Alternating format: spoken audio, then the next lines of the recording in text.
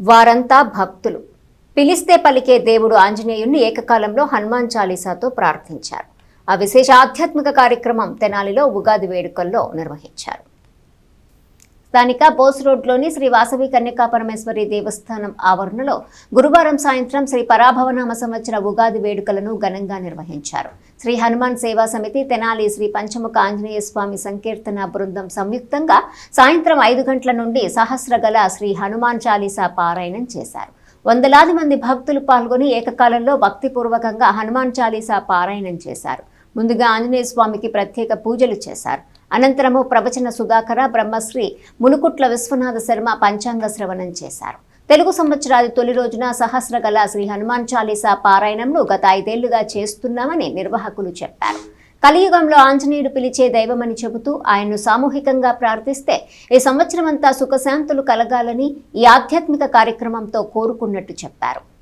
పంచాంగాన్ని వినటం వలన, పంచాంగ శ్రవణం చేయటం వలన ఏ ఫలితాలు కలుగుతాయో కొన్ని వేల సంవత్సరాల క్రితం మరి పుణ్యాత్మైనటువంటి మహర్షులు మనకు అందించారు ఈ శ్లోకాన్ని.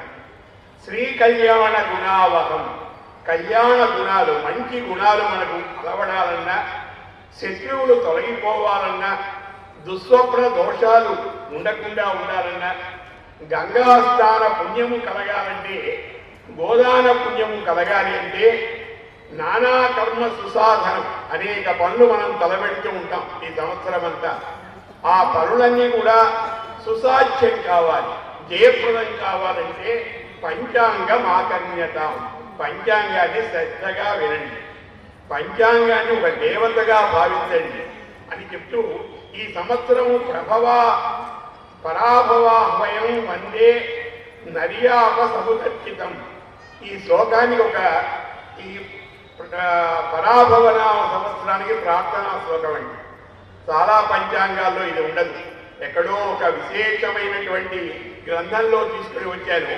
అంటే ఈ పరాభవనామ సంవత్సరాన్ని ప్రార్థనా శ్లోకం మీరందరూ కూడా వినండి. ఎత్తైన హస్తమును అధిరోహించినటువంటి, గొడ్డలిని ధరించడం చేత మిక్కిలి ప్రకాశించేటువంటి హస్తము కలిగినట్టి పరాభవనామము కలిగిన అగ్నిదేవునకు నమస్కారము. అంటే అగ్నిదేవుడికి ప్రధానమైనటువంటి ఆరాధన ఈ హనుమాన గుణ సాగర జయ కపీసతి లోక ఉజాగర